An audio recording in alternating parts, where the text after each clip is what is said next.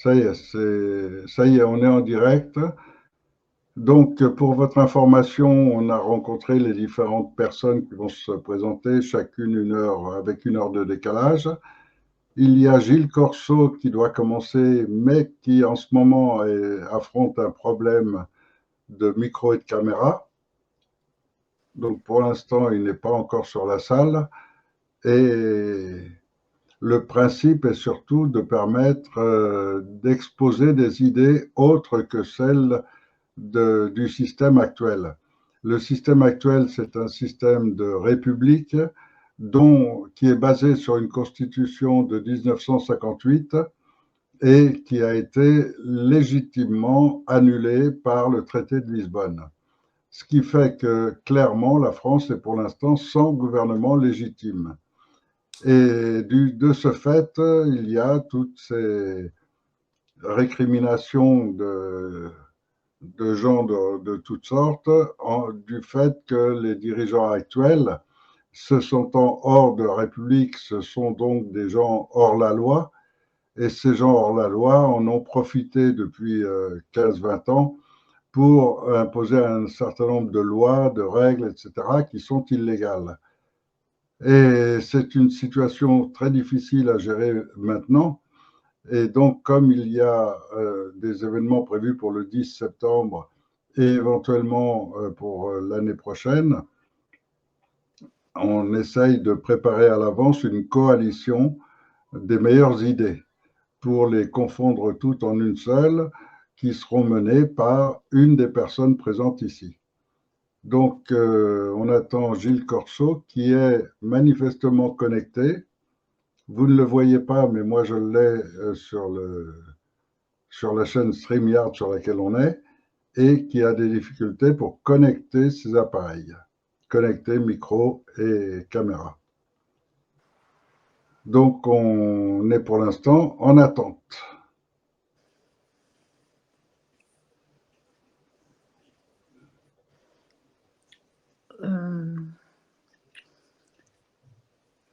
Si je peux me permettre, Eric, vous pouvez peut-être marquer un petit, parce que moi je ne peux pas accéder à YouTube, vous pouvez peut-être marquer un petit message sur YouTube en notant qu'on attend Gilles Corso qui a des problèmes de connexion pour être sur la salle, pour que tout le monde sache pourquoi il y a un blanc, puisqu'on attend notre intervenant.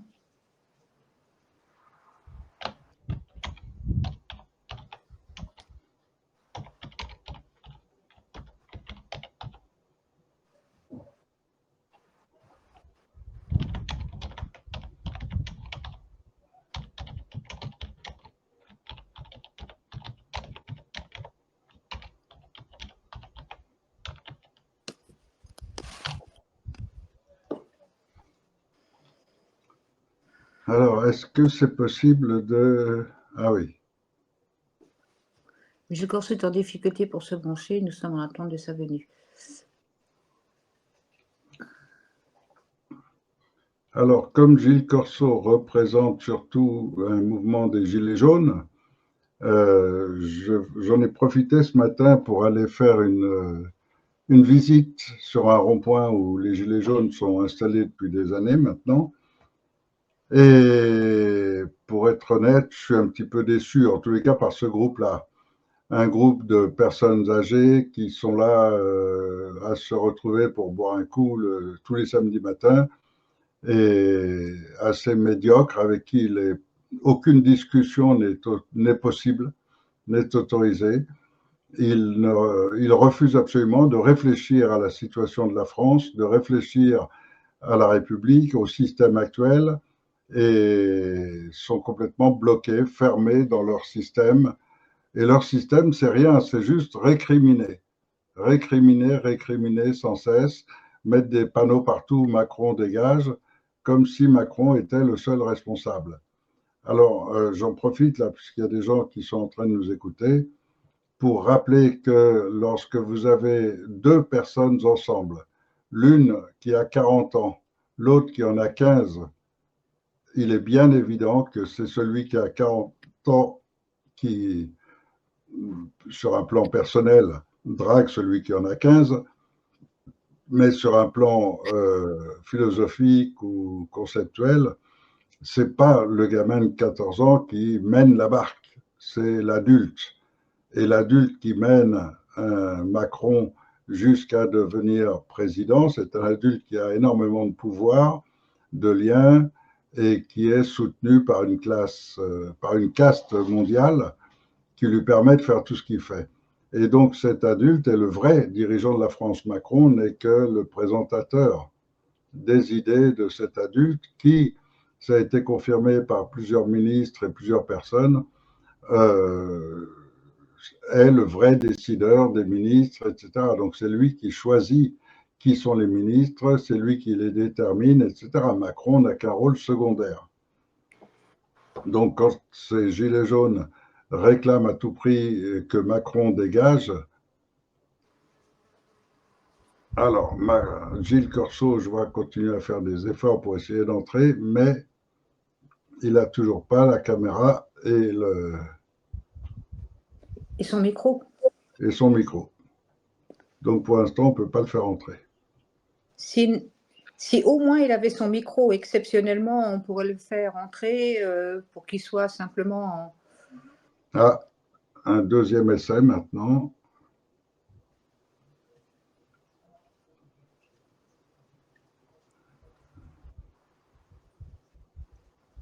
Il tente d'entrer de deux manières, mais manifestement toujours avec un problème de micro et de caméra.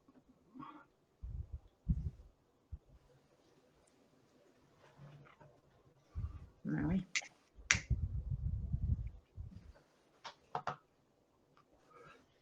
Ce sont les failles de la technologie.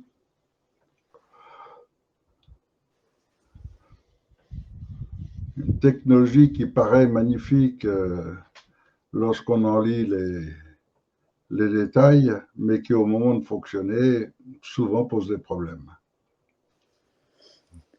Mais quand ça fonctionne, on est tous très heureux quand même. Oui, bien sûr. Bonjour. Gilles Corso vient d'écrire par contre. Mais par contre, par texto, ça va être compliqué de mener des réponses à des questions. Oui. Où est-ce que vous avez vu son message? Sur le chat de la salle, du studio. Ah bon? Oui. Je ne fais pas partie des Gilets jaunes. Je ne comprends pas. Gilles Corso nous dit qu'il ne fait pas partie des Gilets jaunes. Et nous, c'était l'information qu'on avait. Ok. Ok. Ben écoutez, Gilles, on vous attend avec impatience. Au moins, si vous aviez votre micro. Dites-nous quel parti vous représentez ou quel collectif vous représentez, s'il vous plaît. Parce que visiblement, il y a eu confusion.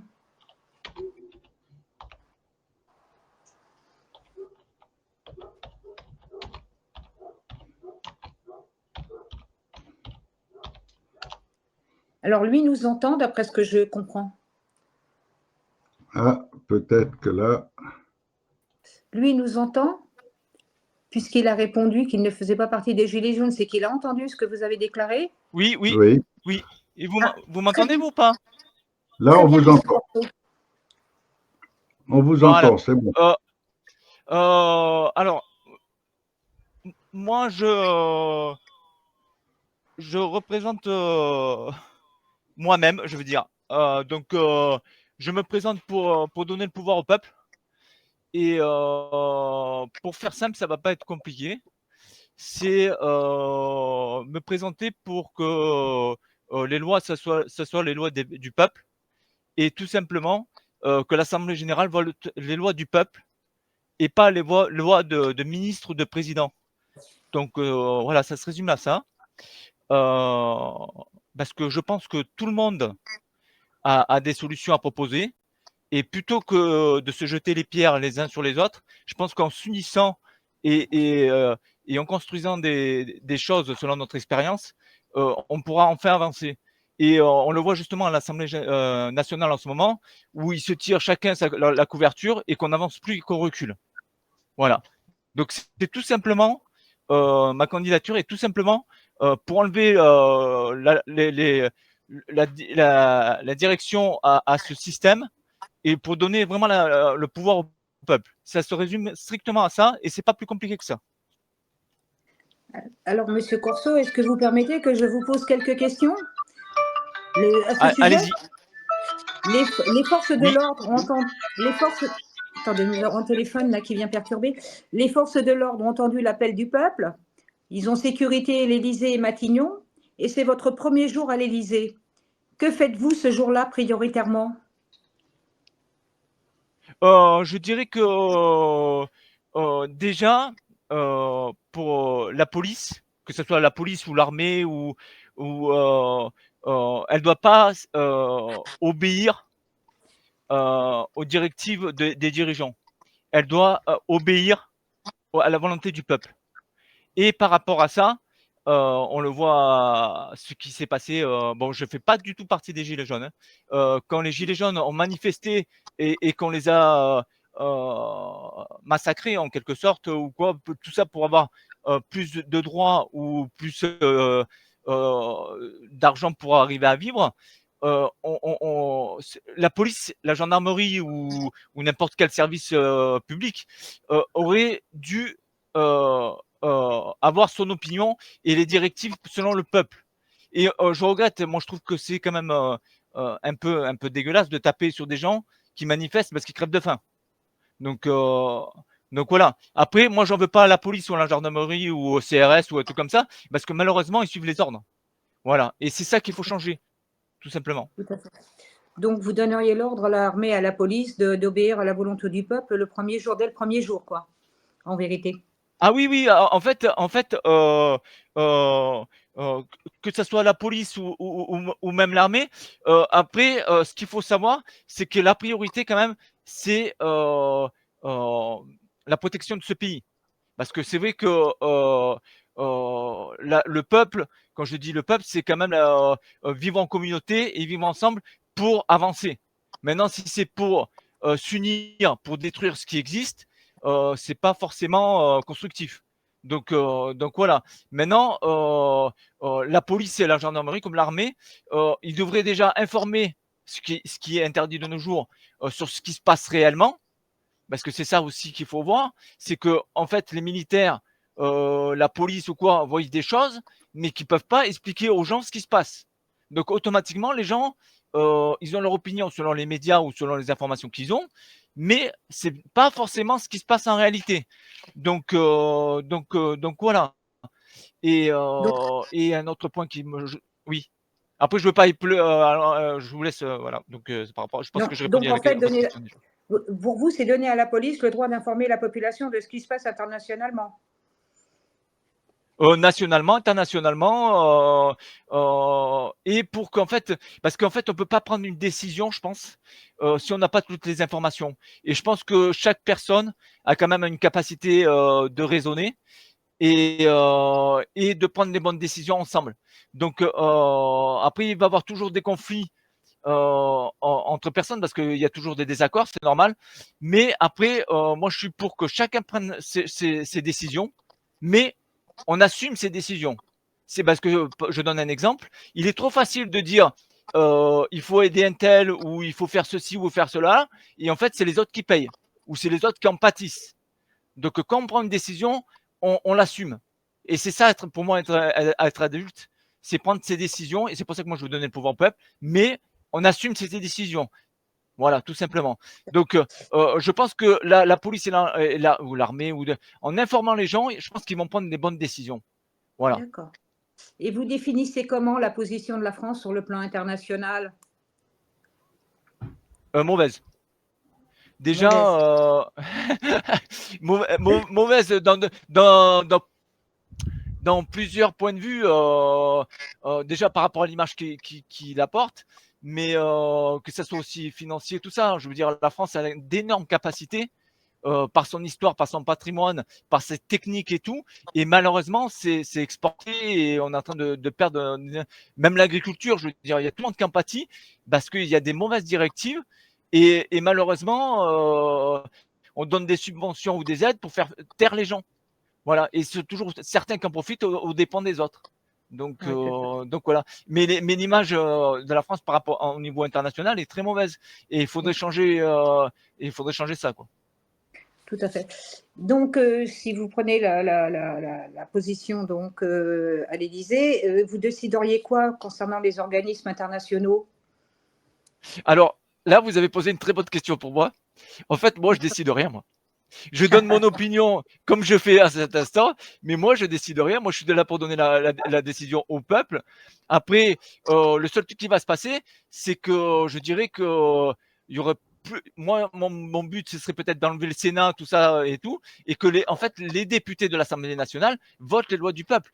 Donc, en fait, c'est au peuple de choisir et d'amener chacun des solutions. On est quand même 66 millions. Je pense qu'il y aura des gens pour trouver des solutions les plus adaptées. Après, ce que j'aimerais aussi, c'est que plutôt que de chaque fois critiquer, on le voit à l'Assemblée nationale, de dire non, ta décision elle n'est pas bonne, tout ça, c'est de dire non, ta décision elle n'est pas forcément bonne, mais c'est de proposer mieux. Parce que c'est trop facile de dire non, c'est pas bon, et d'un autre côté, on propose rien de mieux. Donc, à un moment donné, il faut proposer des solutions qui soient le plus adaptées pour tout le monde et viables. Voilà. Parce que c'est bien beau de dire on donne à un tel et en fait, le pays il est ruiné après. Et c'est ce qui se passe en Oui. ce moment. Donc, vous utilisez le référendum dans ce cas-là, alors? En fait, Évidemment, pour que le peuple j'aimerais. s'exprime. Exactement. En fait, le peuple se pourra s'exprimer de deux façons pour moi. Je trouve que c'est la meilleure solution. C'est par les députés, en discutant avec des députés de leur circonscription pour proposer des lois à l'Assemblée nationale qui seraient votées par le peuple, ou même peut-être au niveau régional.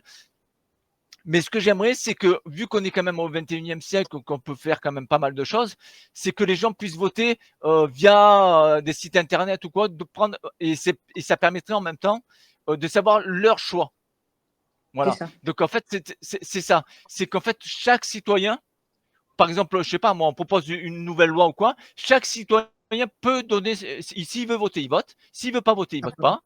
Voilà. Mais il peut pas dire, j'ai pas pris ma décision. Ouais, Chacun prend d'accord. sa décision. Voilà. Ok, d'accord. Ok. Et donc, quelle est votre position actuellement par rapport aux guerres en cours? Par rapport à quoi? Par rapport aux guerres qui sont en cours? Ah, les guerres? Aux conflits? Oui, aux Euh, guerres. Oui. ouais, les guerres, c'est quand même assez malheureux et de ce qui se passe. Pour moi, déjà, on devrait déjà s'occuper de notre pays, qui est Mhm. déjà mal en point au niveau interne et même externe. Après, on peut éventuellement donner son opinion ou éventuellement aider un pays ou un peuple par rapport à ses problèmes, mais pas aux dépens des Français. Là, je donne un exemple que j'ai vu aujourd'hui. Apparemment, ils parlent d'envoyer des militaires en Ukraine ou quoi. Mais même si c'est pas des Français, je trouve que ça, c'est pas normal. Je dis, chacun à défendre son territoire. Et, et, euh, après, par rapport à ça, il faut, pareil que tout ce que je disais tout à l'heure, il faut prendre les informations. Parce que c'est vrai que on entend Poutine ou Zelensky donner leur opinion, mais moi, ce que j'aimerais savoir, c'est vraiment ce qui se passe, ce qui a provoqué cette guerre. Je donne ces deux pays en exemple, hein, mais après, c'est tout partout pareil. Euh, Ce qui a provoqué cette guerre et savoir vraiment ce que veulent les peuples qui vivent à cet endroit. Est-ce qu'ils veulent être russes? Est-ce qu'ils veulent être ukrainiens? Au Donbass, on ne sait pas ce que veulent du moins. Moi, je sais qu'apparemment le décret de Minsk n'a pas été respecté, qu'il y a eu des conflits et c'est monté en aggravation ce système-là. Mais peut-être entendre ce que dit Poutine et Zelensky, entendre surtout le peuple ce qu'il veut, et peut-être agir pour obtenir ce que veut ce peuple-là. S'il veut être russe ou s'il veut être, chacun doit prendre ses décisions. Après, la position de la France par rapport à ça, on n'a pas à faire les choix pour les autres. C'est surtout Tout ça à fait. qui me gêne. C'est comme voilà, Donc, c'est ça qui me gêne, donc moi, on c'est qu'en s'occupe de nos en fait, affaires. Déjà, vérité, s'occuper. on s'occupe. Ben, Ouais, pardon. en fait, moi, par rapport à ça, je dirais que avant de s'occuper des autres, il faut déjà s'occuper de soi-même, parce que la C'est France ça. est bon, a déjà un gros déficit et tout. Et quand je vois, par exemple, qu'on n'hésite pas à envoyer des armes, fabriquer des armes qui coûtent de l'argent à tout le monde pour tuer d'autres personnes, parce que moi, je regrette. Peut-être que Poutine n'est pas quelqu'un de bien, mais je veux dire, là, on tue pas Poutine, on tue des Russes. Donc c'est des êtres humains, quoi, je veux dire. Alors peut-être que c'est pas forcément il faut défendre un territoire, mais je veux dire tuer des enfants après une guerre c'est toujours horrible. On tue des enfants, on tue des femmes, on le voit même à Gaza ou des trucs comme ça. Mais je veux dire les guerres, ce qu'il faut se mettre en tête, c'est que c'est toujours horrible. Après, il faut trouver une solution la plus adaptée au peuple et pas aux dirigeants déjà, et qui permettent aux gens de vivre tranquilles. Voilà. Tuer des gens, je trouve que c'est pas une solution. Voilà. Et je pense qu'en informant pas que les citoyens français, en informant le peuple mondial, peut-être que ces gens-là, ils seraient remis, ils prendraient des décisions un peu plus sensées, et ils auraient plus d'opinions sensées. Et moi, ce que j'aimerais faire par rapport à ça, par rapport à tous les conflits, parce que on parle de, bon, on nous bassine avec la guerre en Ukraine ou Gaza ou quoi, mais il existe des conflits de partout. Et moi, ce que j'aimerais réaliser avec le peuple, s'il le souhaite, c'est une armée de peuples, une armée des peuples. Cette armée servirait à aider tous les citoyens, tous les êtres humains qui sont éventuellement persécutés. Parce que c'est facile de dire, parce qu'en fait, depuis la nuit des temps, c'est ça. Si en fait il y a des guerres, et c'est toujours la loi du plus fort, là on le voit avec la Russie et l'Ukraine, c'est toujours le plus fort qui prend ce qu'il veut, quoi. Donc, en faisant peut-être une armée où c'est les peuples, pas que la France, je veux dire, les peuples qui décident, peut-être qu'on arrivera à changer les choses. Et même, même, même au niveau, par exemple, la guerre Ukraine, je reviens à l'Ukraine-Russie, en informant le peuple russe de ce que voudrait le Donbass, peut-être qu'ils auraient une opinion autre. Voilà. En fait, c'est juste informer les gens pour se décider, quoi. Oui. Donc, mais est-ce que c'est vraiment le rôle de la France de s'occuper de ce qui se passe ailleurs et d'aller informer les autres peuples? Ça, je ne sais pas vraiment. Mais Eh ben en fait, vous avez tout à fait raison. Déjà, il faut s'occuper de soi-même. Maintenant, est-ce qu'on laisse le mal se faire, des gens, est-ce qu'on laisse des gens se faire persécuter? Parce que même si on regarde bien l'immigration que connaît la France, c'est pas forcément des gens qui rêvent de venir en France. C'est des gens qui sont persécutés dans leur pays et qui viennent en France, bon, peut-être pour avoir plus d'aide ou je sais pas quoi, mais aussi des gens parce qu'ils peuvent plus vivre où ils sont nés. C'est ça qu'il faut voir aussi.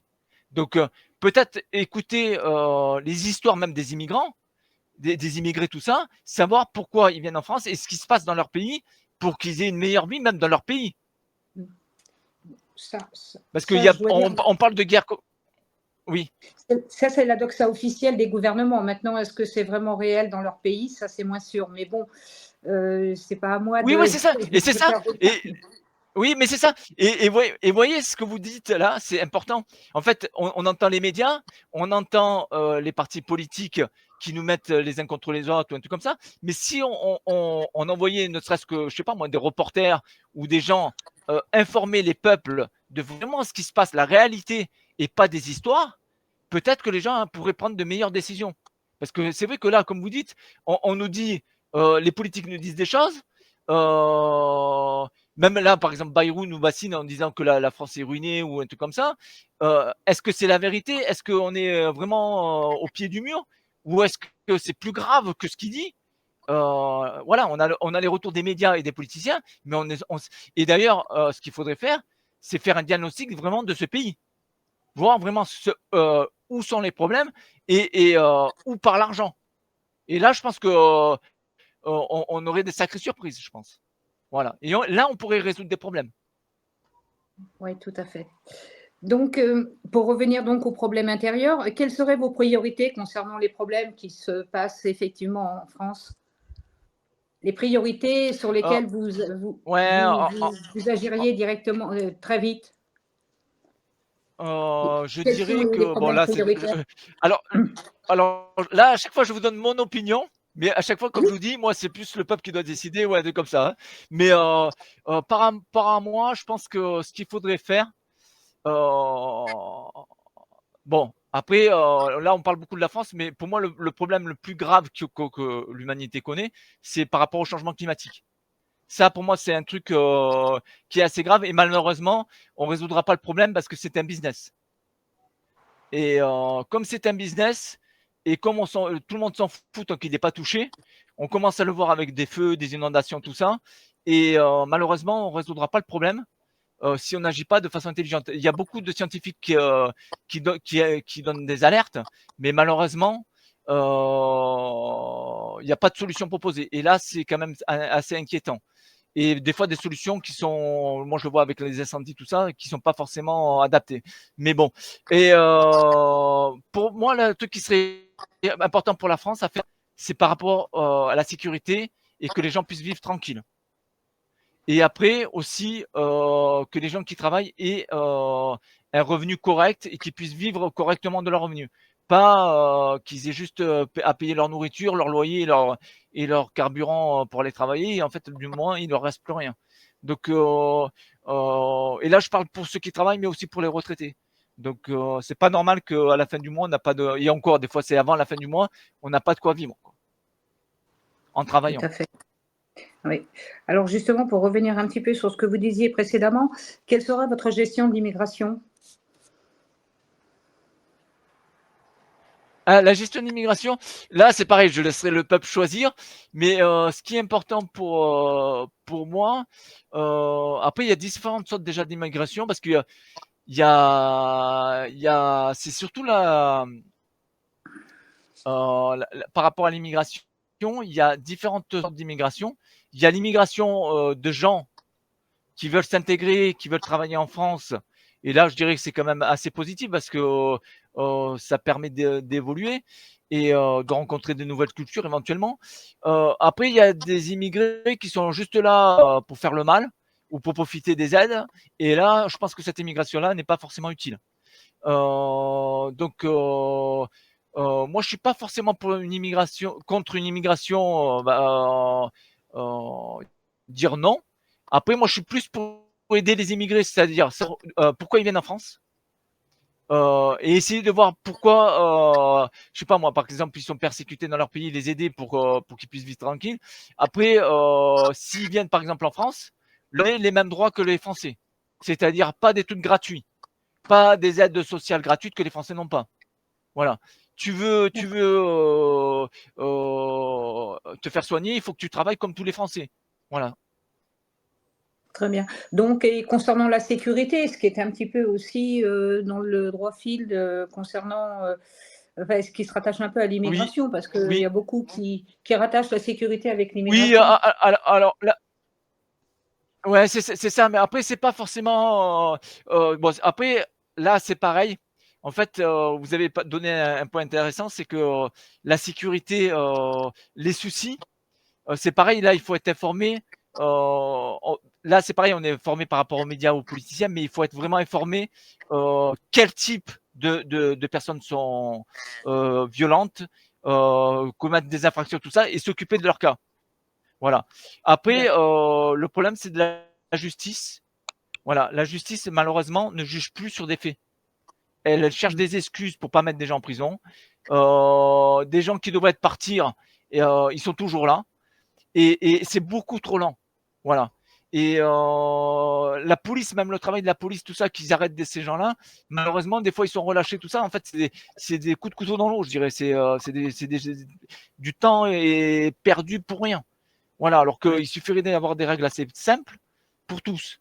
Voilà et oui, je dirais que la justice qui est censée remettre de l'ordre dans le pays, c'est ça c'est son utilité de la justice, c'est remettre, recadrer en quelque sorte. Et là, ce travail-là n'est plus effectué. Ce travail-là oui, n'est plus effectué. oui, Donc, tout à fait. voilà. Et je vais aller continuer sur. Je sais pas si je peux continuer sur les Oui, oui, prisonniers. Moi, ce qui me oui, gêne, pour les prisons, c'est qu'éventuellement, c'est vrai qu'il y a peut-être 2-3 personnes dans une dans des cellules, c'est-à-dire qu'il y a de plus en plus de prisonniers, mais ça coûte énormément d'argent aux citoyens et c'est quand même, je trouve que c'est quand même pas normal que ça soit des gens qui travaillent, qui payent pour des gens qui font le mal et qui sont logés, nourris gratuitement. Donc moi, ce que j'aimerais faire avec le peuple, si selon ce qu'il décidera et selon moi, c'est juste apporter des idées. Après, c'est plutôt que d'avoir des prisonniers qui font rien et qui font le mal, c'est d'avoir des prisonniers qui travaillent comme un citoyen qui est à l'extérieur. Seulement, il a perdu ses droits de liberté. Voilà. Vous êtes Tout donc pour le simplement. travail de ceux qui sont enfermés. Ok, donc. Et en ce qui concerne la Comme ceux santé, qui sont à l'extérieur. Hein. oui, bien sûr. Alors là, ouais. En fait, La voilà, santé. vous apportez encore, ouais, vous avez apporté une question intéressante. C'est qu'en fait, si je me présente aussi par rapport à ça, c'est déjà pour donner le pouvoir au peuple, mais en fait, parce que c'est désolé du mot, mais c'est le bordel de partout. On peut regarder dans n'importe quel domaine, ça va pas. Et ça va pas, et c'est grave. Et la seule solution de ces dirigeants, c'est en fait des taxes, enlever des jours fériés, tout ça, mais on s'en sortira pas comme ça. Voilà. Donc au niveau santé, pareil, il faut faire un diagnostic par rapport à la santé, peut-être permettre aux médecins, quand je dis aux médecins, c'est à tout le monde, hein, d'être plus opérationnels, c'est-à-dire faire vraiment leur travail au lieu de leur faire de la paperasse et de perdre du temps à faire ça. Voilà, donc remettre aussi, parce qu'il y a des zones où il n'y a pas de médecin, en place des systèmes où les médecins et pas les rémunérer parce que ça va coûter encore de l'argent, mais mettre des avantages pas forcément rémunérateurs dans des endroits où il y a besoin de médecins et mettre des pénalités où il y a trop de médecins et pour rééquilibrer les choses. Et là, je parle de médecins, mais je parle des hôpitaux, des trucs comme ça, parce qu'on ferme beaucoup de choses et des trucs comme ça. Et éventuellement, enlever aussi de l'administration ou simplifier les choses pour qu'il y ait plus de médecins et moins d'administrés. Donc, qui gèrent l'administration, c'est pas comme ça qu'on soigne les gens, quoi. Voilà. C'est vrai, d'accord.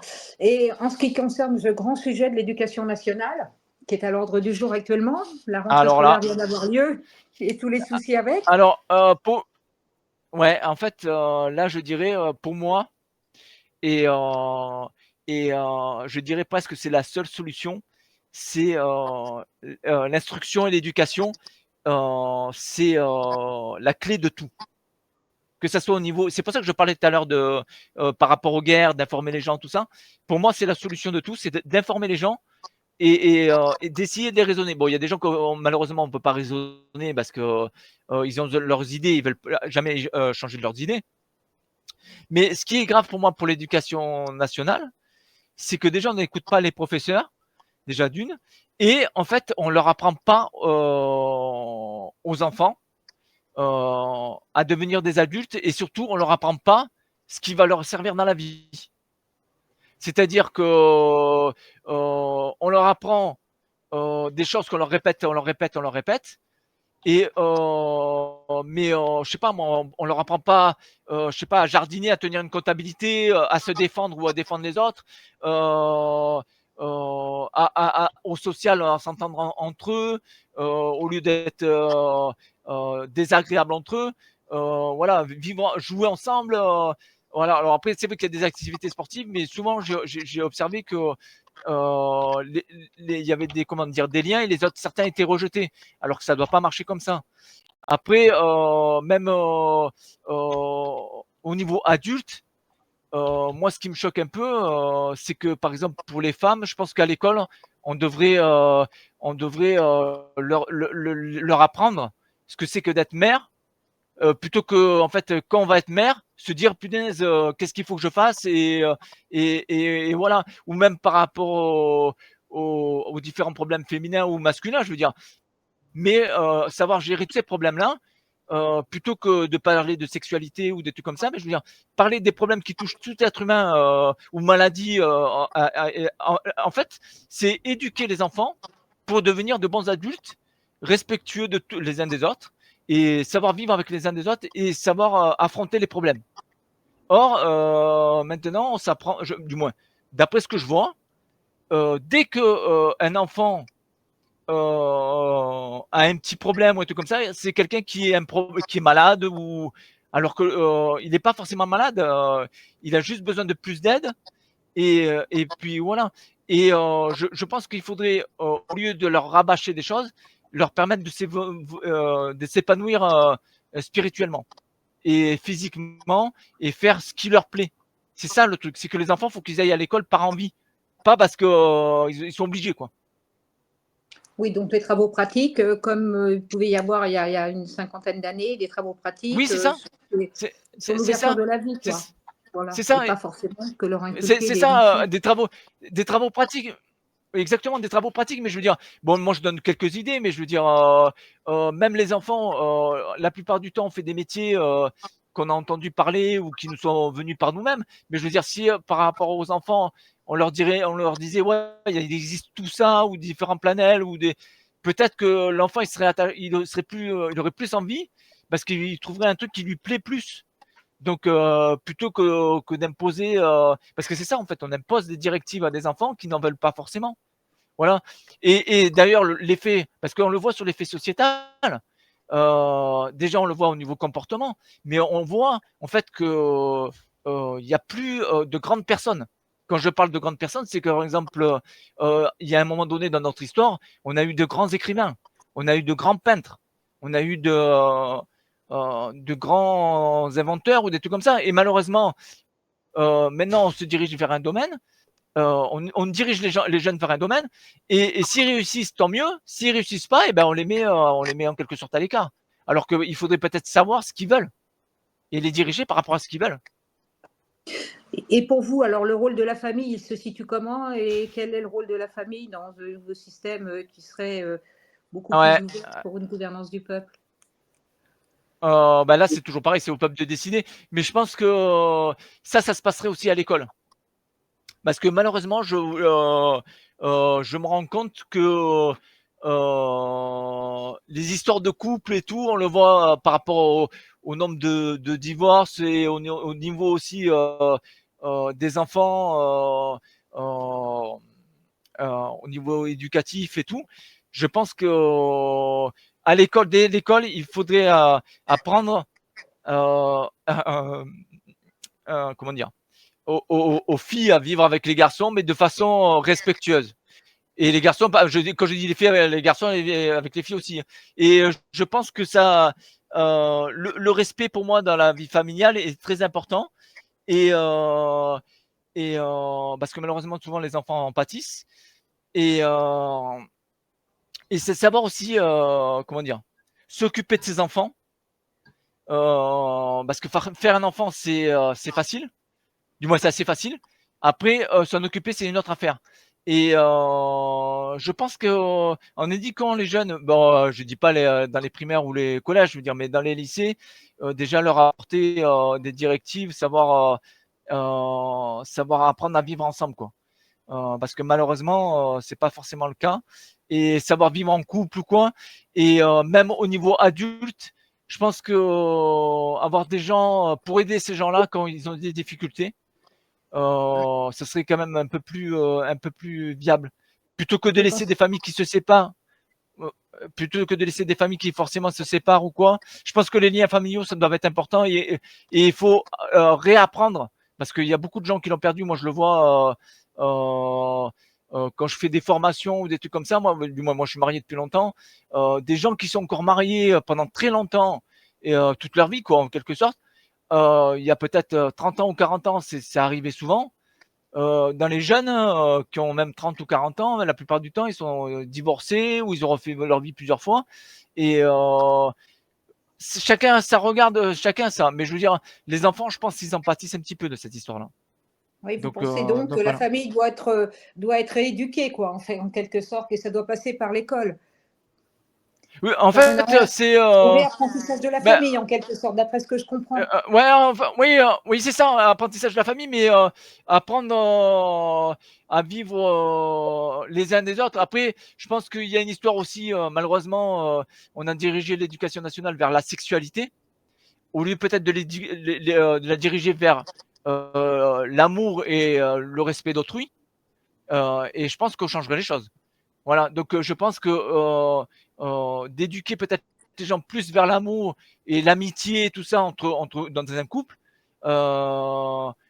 serait quand même beaucoup plus utile que de mettre en avant la sexualité ou différents problèmes que chacun rencontre. Mais je pense que le sens moral est quand même plus important, quoi. Donc, la loi Evars, vous vous positionnez comment, si je peux me permettre de vous poser cette question? La Il n'y a loi, qu'une question quand je même, connais oui. pas, je connais pas cette loi. Ah, je pense que ce serait intéressant que vous la regardiez, la loi Evars, parce que c'est ce qui impose Hein. la sexualité dans les écoles à partir de l'âge de 3 ans. Ah Donc, je pense oui, qu'un mais sujet ça, quand même important. oui, en fait, ça, moi, moi, j'ai 6 enfants, donc je sais ce qui se passe un peu dans les écoles des fois. Et c'est vrai que on a, du moins, moi, il y a beaucoup de choses qui me choquent parce que je pense que les enfants, ils auraient beaucoup de choses à apprendre, de beaucoup plus intéressant. Déjà, je sais pas moi, on est mâle ou femelle, homme ou femme, on va dire. Et quand j'apprends qu'il y a différents... Après, chacun fait ce qu'il veut. Mais moi, il y a les faits, et les faits, c'est les faits. On ne peut pas me dire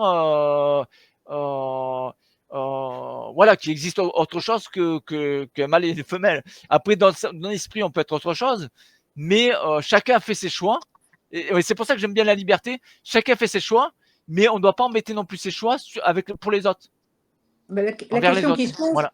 est-ce le rôle de l'école d'apprendre la sexualité à nos enfants? Voilà, la question majeure, c'est celle-là quand même.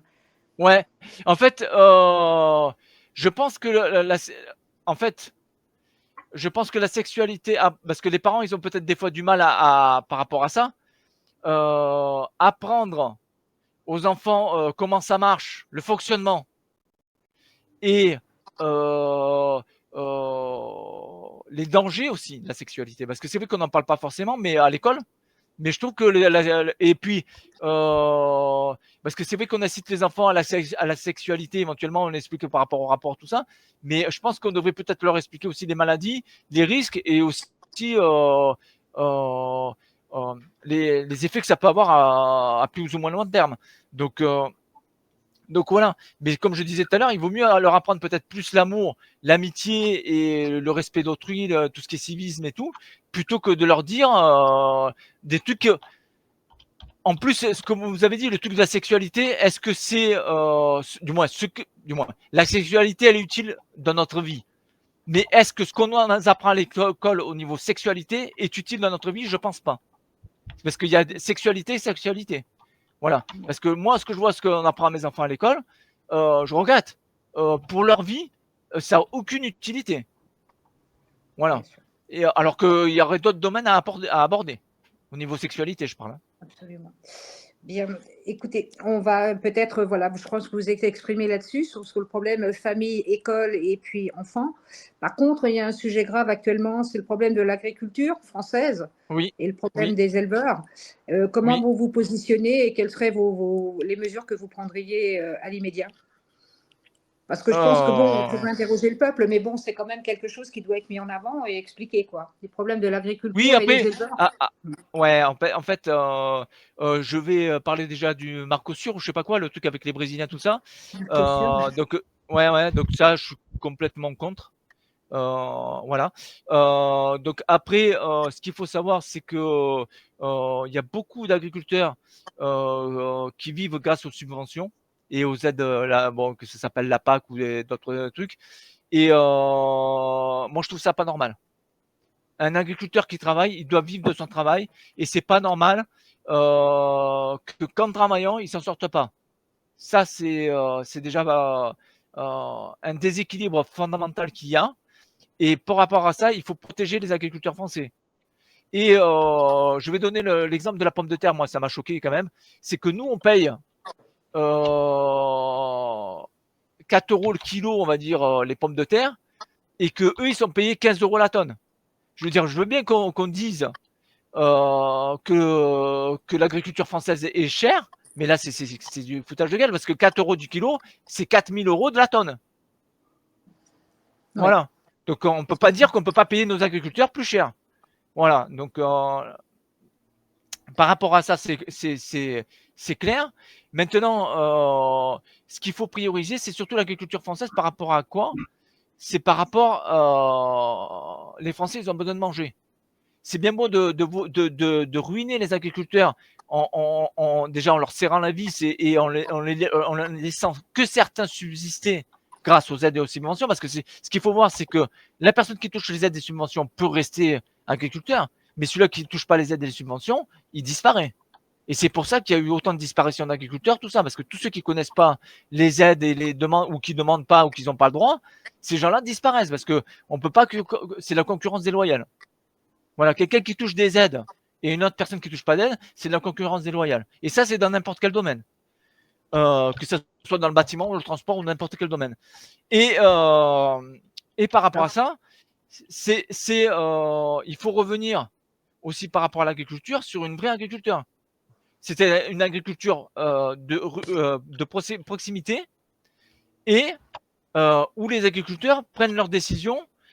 Et puis voilà. Donc après, moi, ce que je comprends pas non plus, c'est que quand un agriculteur français cultive, il est beaucoup plus cher qu'un produit étranger.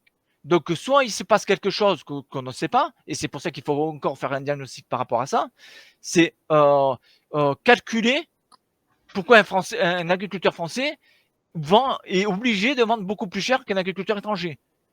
Que ce soit en Europe ou hors Europe, il y a quand même un sacré déséquilibre. Comment ça se fait qu'en ayant du transport, et donc je ne parle même pas au niveau écologique, parce qu'au niveau écologique, c'est un effet néfaste aussi, mais je veux dire, comment ça se fait qu'un agriculteur du coin, il n'arrive pas à s'en sortir en vendant plus cher qu'un produit qui vient de l'autre côté?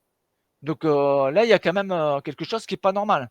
Voilà. Mais dans tous les cas, il faut en fait régulariser l'État, pour moi. Il doit régulariser, c'est-à-dire que la nourriture française faite en France doit être prioritaire à n'importe quelle autre nourriture. Voilà. Et pour ça, c'est très simple, il suffit de taxer. C'est-à-dire qu'une nourriture qui n'est pas française, elle doit être taxée pour atteindre le même prix français. En sachant que bien sûr que, parce qu'il y en a qui abusent aussi, que la nourriture française doit avoir un prix raisonnable. Hein, parce que quand un agriculteur vend un truc très cher, il faut arrêter. Hein, il y a beaucoup d'agriculteurs qui sont corrects, mais des agriculteurs qui ne sont pas corrects. Voilà. Donc, ce qui est lié un petit peu avec les multinationales qui nous inondent avec des produits qui viennent de l'étranger à des coûts bas. Donc, quelle est votre position par rapport aux multinationales? Alors, je vais répondre par rapport à ce que vous dites là. Il y a aussi un truc qui me gêne, c'est aussi par rapport aux déchets. Parce que c'est vrai que, comme vous dites, les multinationales, je ne vais pas dénommer des pays, hein, je veux dire, mais qui vendent des produits éventuellement pas chers et tout, et qui ne tiennent pas longtemps au niveau viabilité, durée, tout ça, tout ce que vous voulez. Et donc nous, ça fait des déchets, ça, mine de rien. Et ça pollue la planète et tout par rapport à ça. Le problème des internationales, c'est que il y a beaucoup de produits qui viennent plus de France, malheureusement. Donc là, pareil, il va falloir. Il y a des entreprises même françaises qui sont parties et qui ont coulé beaucoup d'entreprises françaises, que ce soit des gros groupes qui sont partis pour fabriquer leurs produits dans d'autres pays et qui reviennent les vendre en France. Donc le truc qui se passe, c'est que pareil, il faut régulariser en taxant des choses. Et donc c'est-à-dire que une entreprise qui a sa procédure de A à Z français aura une TVA assez faible pour motiver la vente. Et par exemple, une entreprise internationale qui casse les prix et qui est là pour détruire le commerce français, la taxer pour qu'elle ne puisse pas le faire. Ou la taxer, parce qu'après, chaque citoyen français doit avoir son choix. Mais la taxer de façon à limiter le problème. Voilà. Excusez-moi, je coupe une petite seconde pour vous prévenir qu'il ne reste que 10 minutes. Merci. Oui, j'ai vu votre. Oui, je voulais rajouter un truc important aussi, c'est que j'aimerais aussi que, par rapport je reviens sur les déchets, c'est que quand quelqu'un vend un déchet, là, tout le monde paye des taxes ordures ménagères, mais ça résout absolument pas le problème parce qu'on est en train de détruire la planète avec ça. C'est que quand quelqu'un fabrique un déchet, il le récupère. C'est-à-dire que quand on vend quelque chose, le truc, il dure 1 mois, 1 an, 10 ans, il retourne au fournisseur. Et je pense qu'on changera beaucoup les choses. Et c'est pas une histoire, c'est pas en taxant ou en faisant des taxes aux citoyens qu'on s'en sortira des problèmes des déchets. Voilà. Donc, en résumé, donc, vous taxeriez donc les multinationales avec des TVA qui seraient beaucoup plus élevés sur les produits que sur les produits français pour que les coûts soient moindres pour les acheteurs, quoi, pour le consommateur. Mmh. Et vous Mmh. considérez que bon, les multinationales sont la source de beaucoup de déchets qui ne sont pas recyclés en vérité ou qui coûtent cher au Oui, recyclage. c'est ça. C'est ça en fait. Et malheureusement, souvent les déchets, nous on paye pour recycler les déchets, mais les déchets souvent ils sont pas recyclés ou ils sont exportés ou qu'est-ce qu'il y a rien. Et en fait le problème c'est que en fait au niveau système recyclage, on paye, même les professionnels payent des taxes de recyclage pour des produits qui ne sont pas forcément recyclés. Ils sont juste, on va dire, déplacés et on ne s'en sortira pas comme ça. C'est pas en mettant des taxes, voilà, c'est en pénalisant ceux qui fabriquent des déchets, c'est eux qu'il faut pénaliser. C'est pas en mettant des taxes qu'on s'en sortira avec ce problème-là. Eh bien, une question importante également que je Mais voudrais vous toujours poser pas. parce que. Ouais, c'est les Pardon. citoyens qui décideront. Voilà. Oui, tout à fait. Mais une question importante aussi, c'est concernant la justice. Oui, je vous Quelles écoute. seraient les premières mesures que vous aimeriez voir être mises en référendum pour que le peuple s'exprime concernant la justice, le système judiciaire? Oui. Vous aimeriez que il y ait Alors, une le système justice qui judiciaire, soit il est pas. beaucoup trop lent. Oui. Oui, en fait, la justice, pour moi, elle est déjà beaucoup trop longue et inefficace. Déjà, la justice, elle doit être faite sur des faits, c'est-à-dire des points à portée réelle, et pas sur des paroles ou des dires ou des excuses. Ça, c'est un gros souci. Et un truc important pour accélérer les procédures judiciaires, c'est qu'il faudrait qu'il y ait des règles toutes simples, des règles pour tous les citoyens qui soient simples, un peu comme un code de la route. Et en fait, un peu comme quand on commet une infraction de vitesse, on a une règle et après, éventuellement, on peut aller en justice. Voilà. Mais on perd plus de temps avec cette justice qui est, de toute façon, le reflet, comme je disais tout à l'heure, notre société, c'est le reflet de la justice. Si il y a autant d'insécurité, c'est parce que la justice, elle est inefficace. Les policiers, les gendarmes, ils agissent. Hein. Ils arrêtent des gens, mais ces gens sont libérés derrière. Donc, parce qu'il y a de multiples lois qui s'ajoutent, qui s'accumulent, et en fait, on ne sait plus où aller. Avec la jurisprudence, avec une loi qui contredit l'autre loi, on ne pourra pas sortir. Il faut des règles simples et efficaces. Trop de lois. Tue les lois, donc, en quelque sorte. C'est Oui. ça un petit peu que Ouais, vous c'est ça, expliquez là. il faut simplifier les choses. Il y a trop de choses qui. Et voilà, c'est ça. Et en fait, il faut que ça soit aussi compréhensible par tout le monde. Quand on fait des textes que les gens ne comprennent pas, ça sert strictement à rien. Tout à Voilà. fait. Et c'est ce qui se passe un peu à l'Assemblée nationale avec les lois, tout ça. Ils sortent des lois avec des textes énormes et que les gens ne comprennent pas et c'est pour ça qu'ils se laissent faire. Voilà. Ouais. Et par Donc, rapport au jugement, je pense que les juges. Ah, c'est fini ou pas? Je non, peux non. parler ou pas? Encore un Non, peu? non, non, non, Par rapport vous au avez jugement, ce serait bien que les juges. Ah, voilà. oui, juste les 5 dernières minutes avec vos conclusions. Voilà. Allez-y, continuez sur la Ouais. justice, je vous en prie. Par rapport. Ouais. Alors, par rapport à la justice, ce qui serait bien, c'est que les juges. Du moins, après, il y a différents problèmes dans la justice. Hein. Il y a des problèmes légers ou des trucs. Mais par exemple, pour des problèmes graves, qui prennent plus en conséquence, en conséquence ce que veulent les gens, c'est-à-dire ceux qui ont subi des préjudices, mais aussi que ça ne soit pas que le juge qui décide. un peu comme le système américain où des citoyens décident de ce qui se passe. Parce que c'est un peu trop facile de laisser une personne décider, même par rapport à une personne puissante, par exemple. Si le juge est tout seul, on peut le faire chanter ou le faire changer d'avis. Que si c'est plusieurs personnes qui décident, c'est plus délicat pour les décisions, pour faire changer d'avis la décision finale. Donc voilà. Après mes conclusions, je fais, parce qu'il reste que 3 minutes, mes conclusions sont simples. C'est qu'il faut donner le pouvoir au peuple, parce que chaque personne, je pense, peut apporter quelque chose. Voilà. Même des nouvelles, là, on n'a pas parlé, même au niveau sociétal, tout ça, même sécurité, chaque personne a quelque chose à apporter. Et en donnant le pouvoir au peuple, je pense qu'on avancera beaucoup plus qu'avoir des gens qui se disputent le pouvoir. Voilà. Donc, en quelque sorte, voilà. Vous avez hâte que le peuple reprenne les rênes pour pouvoir un petit peu décider de son avenir. Oui, oui, oui. C'est ça en fait, pour que déjà des décisions prennent après et que ça soit pas que des taxes.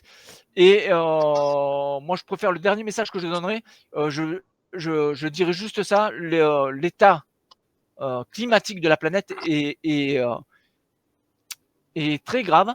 Et si on n'agit pas, là je ne parle pas de mettre des taxes ou quoi, il faut apporter des solutions. Voilà. Et là on commence à avoir chaud. Il y a des feux, il y a des inondations. Bientôt, on aura soif. Il y en aura faim. Là, il faut commencer à agir maintenant. Il faut arrêter de se disputer le pouvoir. Il faut agir parce que ça va aller mal. Voilà. Un riche, il s'en fout de payer 100 € le kilo de tomate. Un pauvre, je ne suis pas sûr qu'il puisse payer 100 € le kilo de tomate. Voilà. Bien sûr. Mon dernier message. Bien, écoutez, M. Corso, merci beaucoup d'avoir accepté ce direct. Beaucoup de personnes vous ont écouté. Et merci à vous. Je ne sais pas, je crois qu'il va y avoir un vote qui sera mis en place à partir de demain ou après-demain pour que les personnes puissent voilà, s'exprimer un petit peu sur ce qu'ils ont entendu et choisissent en quelque sorte la personne qui leur semblera la meilleure pour mener cette gouvernance du peuple. Voilà. Voilà. Et donc, merci beaucoup de vous avoir. En tout cas, merci à vous et merci pour tout ce que vous faites pour essayer de changer les choses. Voilà. Et merci aussi pour votre engagement. Merci, M. Corso.